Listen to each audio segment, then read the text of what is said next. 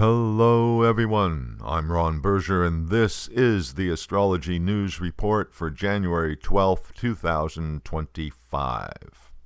This is the Applied Astrology segment where I take a look at the situation or a person in current events and try to find corresponding planetary patterns and astrological energy combinations that explain what's happening and where things are going. This week, we'll be looking at the birth chart of Trump administration number 2, as determined by the astrology chart of his inauguration on January 20th, 2025.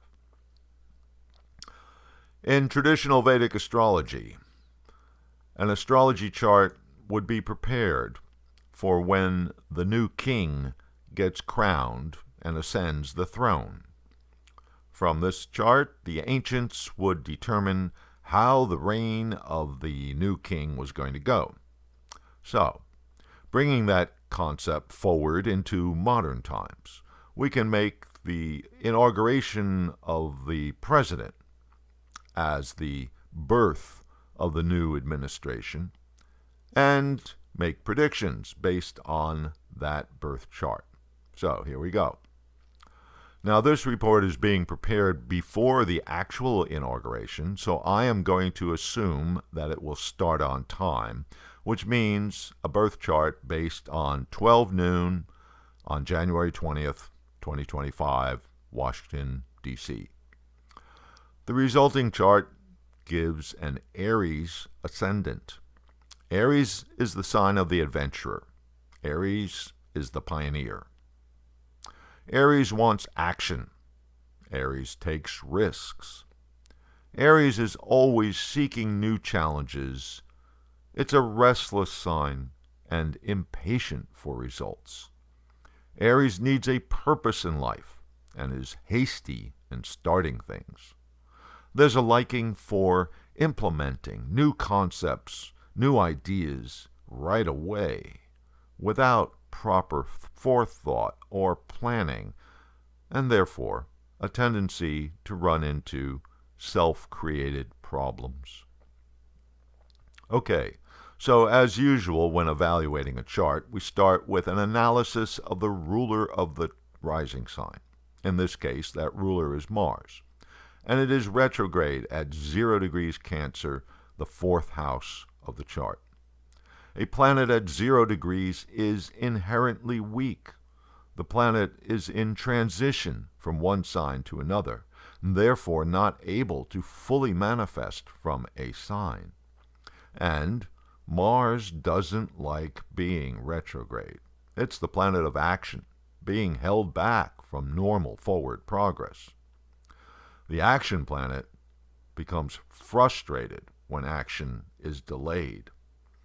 When it is retrograde, the dynamic quality of Mars gets pressurized with a tendency to blow up at times.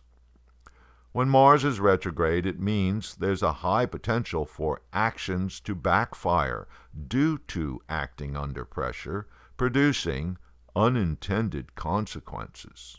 And note that the 4th house, where Mars is located, is the house of land, property, real estate, and agriculture. Now see that Mars is in Cancer, its sign of debilitation. Cancer is an emotional sign, sensitive and reactive, ruled by the unstable moon, which itself occupies the 6th house, the house of struggle and difficulty. The moon is a general indicator of the public and the public's thinking.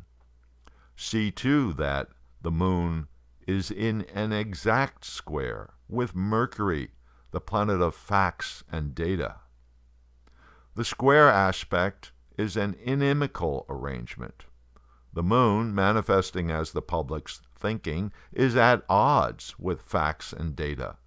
Since Mercury rules Virgo, the sign in the 6th house, Mercury represents the 6th house karma of struggle and difficulty.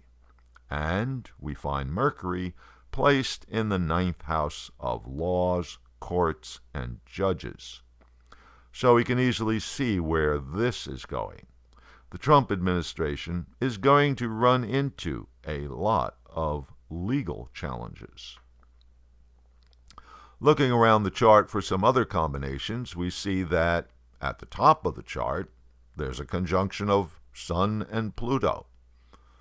The 10th house of the chart of an administration is really important because the 10th is the house of power and authority. And here we have the Sun, which is the planet of power and authority. But there's a problem. The close association of Pluto with the Sun is going to modify the Sun's power, and not in a good way. Pluto is the planet of mass events, big change, and dictatorial power. So there you have it. This chart validates your worst fears about Trump and his administration, that it will be an authoritarian regime with a rather callous attitude bent on the exercise of power. Another tight combination in this chart is the conjunction of Venus and Saturn in the 11th house. The general rule is that a natural malefic causes damage to the planet it affects, whereas a natural benefic benefits whatever it affects. So, in this arrangement, Saturn benefits from its association with Venus, and Venus gets harmed by Saturn. Venus is the planet of relationship, sociability, appearance, advice, and finance. Saturn is the reality check planet, representing structure, restriction, control, and, at its worst, suffering. This combination is in the 11th house of goals and ambitions, and therefore it suggests that the Trump administration's ambition is to control society, to structure and restrict social interactions, and to control financial interactions as well. Venus is also the planet of sex and reproduction. Saturn is rules and regulations. On another level, Venus represents the karma of the 7th house, since it rules the sign in the 7th, Libra. The 7th house is partnership. Who does the administration take as its partner? The Republican Congress, of course. Thus, the 7th house ruler Venus represents the GOP in the 11th house of goals and ambitions. But Venus has a problem. It is with Saturn, the planet of limitation, rules and regulations, and harsh realities. So, not all is well with the administration's relationship with Congress. Yet another conjunction is the rather strange combination of Neptune and Rahu occurring in the 12th house of this chart. Both Neptune and Rahu signify the quality of confusion. Neptune, because it is the planet of illusion and delusion, and Rahu because, as an eclipse point, it can darken and obscure. This duo can manifest in nefarious ways. Rahu is demonic and becomes obsessed with its goals. Neptune can cause deception and distrust. Rahu also represents foreigners.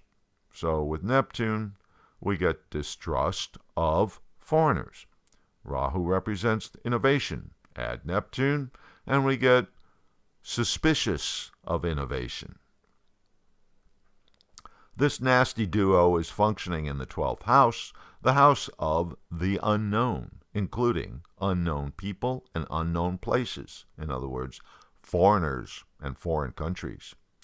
The 12th house also represents hidden activities, and therefore sedition, criminal activities, subversion, and so on, as well as the people who promote such activities. The 12th house of a nation's chart is the house of mob psychology. Again, Neptune is delusion, deception, suspicion, and Rahu is obsessed and demonic. So, not a good look. Okay, that's it for this week's report. I'll be coming back to this chart in the future, I'm sure. Next week, we'll be looking at a new pattern forming in the zodiac. Retrograde Mars moves into Gemini, and what to expect from the resulting energy pattern. So, until next week,